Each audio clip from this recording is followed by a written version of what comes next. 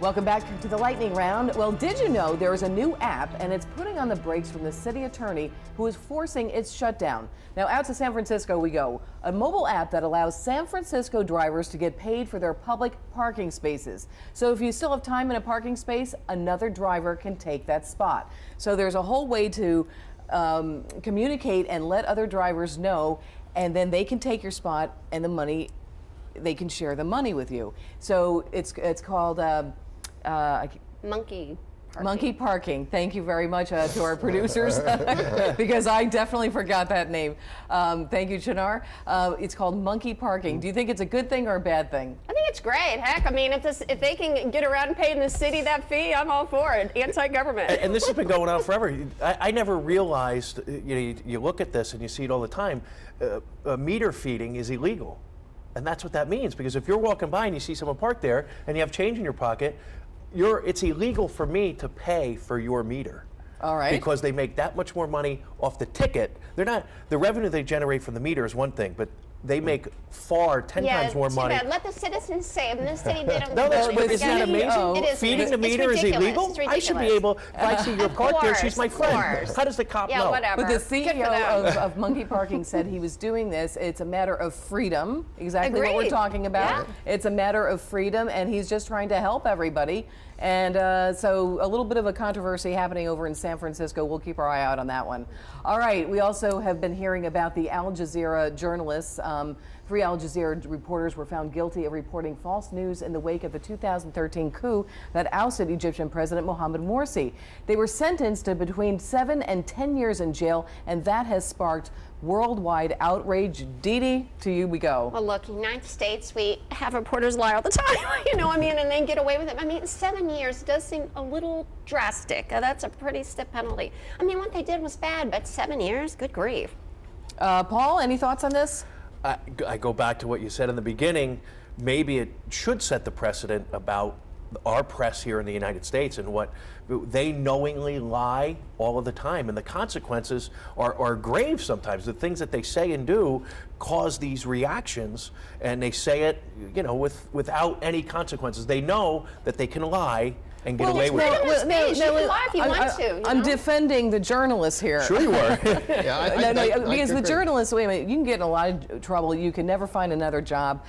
So there's a lot of ways. It's not like you're barred, but you definitely can get into a lot of trouble and never work again. So the consequences are very serious for journalists. But I think it has brought a little bit of attention to the fact that so many journalists have been jailed. I mean, just in this past year around the world. And I think it's brought a lot of attention to that. I think that's why this has sparked so much attention. But I think the whole thing about lying comes to the forefront here. But, if journalists are going to outright lie and be deceptive, then there should be a consequence. But they can, no. The thing is, if you lie to Congress, that's against the law. I mean, I think 7 years. I mean, look, to me, it's like personal rights. It's like if you want to be a jerk and be a liar and lose your job, fine, but go to jail for 7 years. Obama said I wasn't going to lose my health care, so that's a whole other subject. But he didn't do it under oath. I mean, if he does that, then he does go. Well, these journalists were under oath, although you sort of take an oath when you become a reporter. Right. True. And I think with journalists, they should tell the truth. But a lot of times, I think that's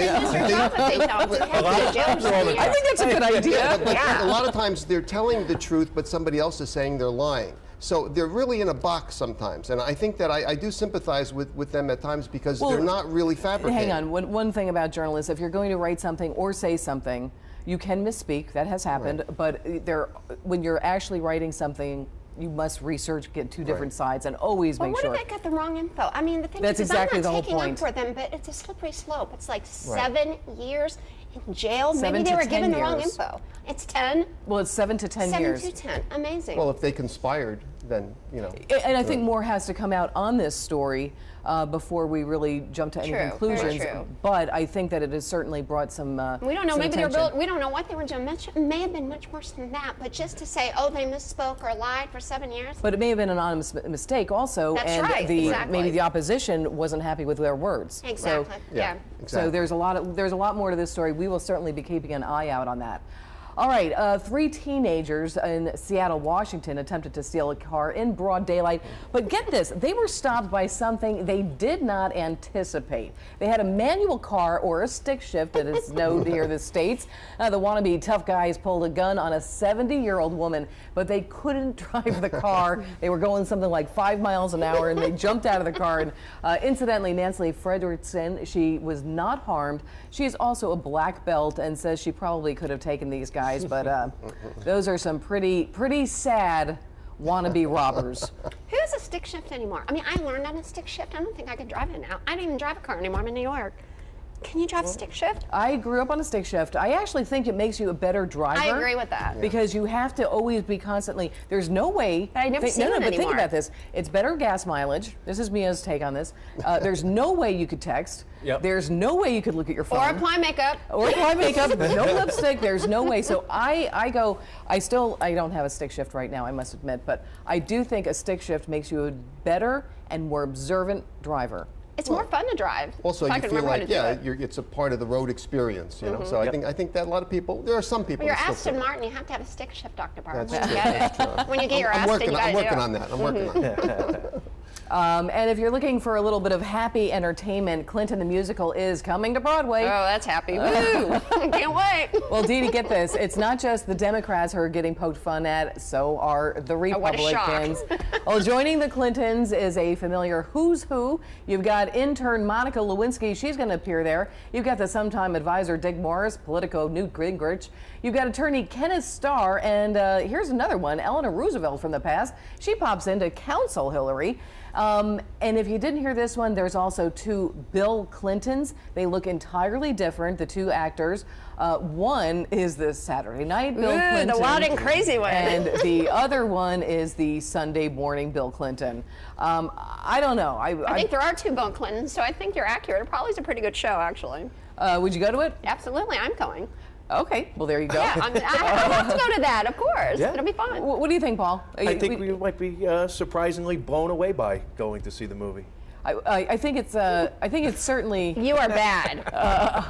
I think it's certainly interesting that they would do this and bring back Monica Lewinsky, but we'll have to see. I think it would be interesting, but I have to question: is it necessary? I mean, is this what we really need to aspire to in terms of a movie? I don't know. I kind of have a question mark there. Well, I think bringing up Monica Lewinsky over and over. Wait a minute, it's a musical, right? It's a musical. Yeah, it's not a movie, it's a musical. There's a difference. There's singing and dancing and frolicking about in blue dresses. Heck yeah, I'm going. I actually want to see it. I'm curious to see how they could make a musical out of it, but I'm in. All right, speaking of interns, the new White House press secretary, Josh Ernest, had a busy week. On his first day, he got into a bit of a tiff with reporters.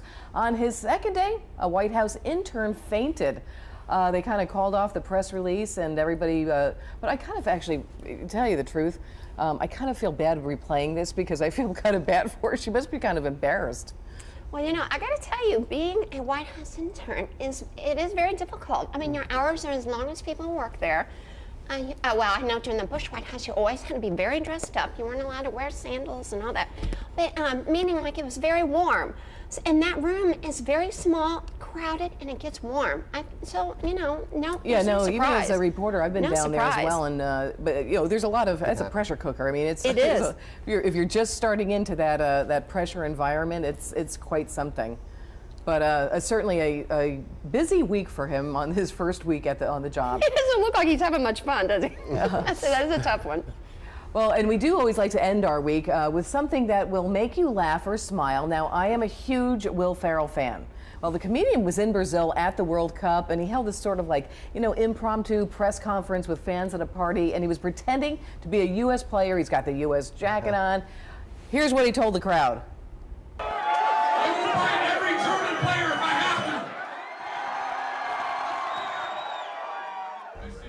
I don't know if you guys, did you catch that? He says, I will bite every German player in the crowd. He just goes on and on. He's got a guy over there, some Teddy Roosevelt sidekick. I love that guy. And he just kept telling everybody, he was chanting USA, USA. and he's like, I'm going to bite every single German at the next game. It's fantastic. I love some of these comics. They just have such brilliance, and it just comes out. I don't know how really they do it, actually. But He I think enjoys they're what great. he does, that's for sure. Yes. And he absolutely certainly does. Any other topics this week that we also want to talk about? It's Well, certainly the World Cup. To follow, the World Cup. I went down the street in New York, and nobody was working. Nobody during that last game with Germany. I mean, the bars were so crowded, and I'm like, I'm sorry, but nobody's getting any work done at all. I mean, spilling it into the sidewalks.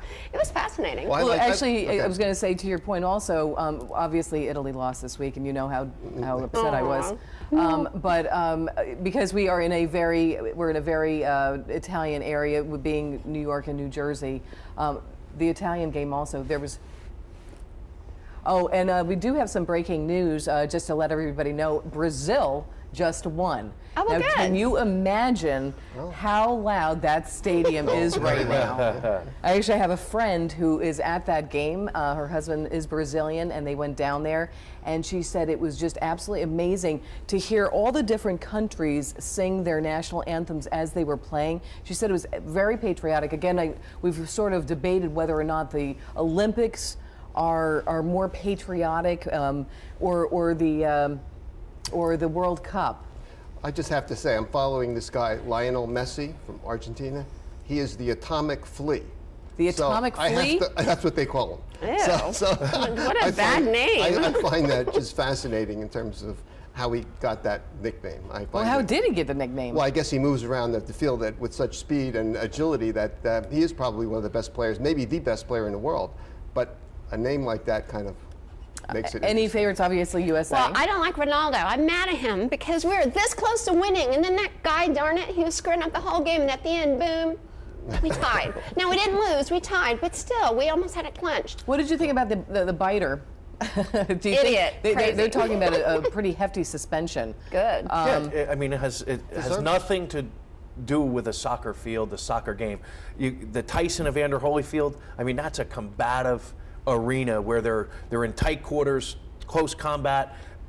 I mean, it's illegal to bite somebody, but on a soccer field, where does biting come into play? Maybe kicking somebody. Bad behavior. Very bad behavior. I don't know if you can see some of these pictures. I love when they go to, whether it's U.S. or Italy, and they go to the different parts of the world where they're watching, and it's amazing just how intense this is. I mean, I think they're saying one in 4 people, 3 or 4 people are watching the games in the world. It's blown away the Super Bowl. It's blown away every streaming record. The last game with the U.S. is, it's beaten every record. Well, do you guys find that watching soccer, you actually like it more and more? Because I actually do. I think this is a year the Americans have really grown into it. I mean, I think so.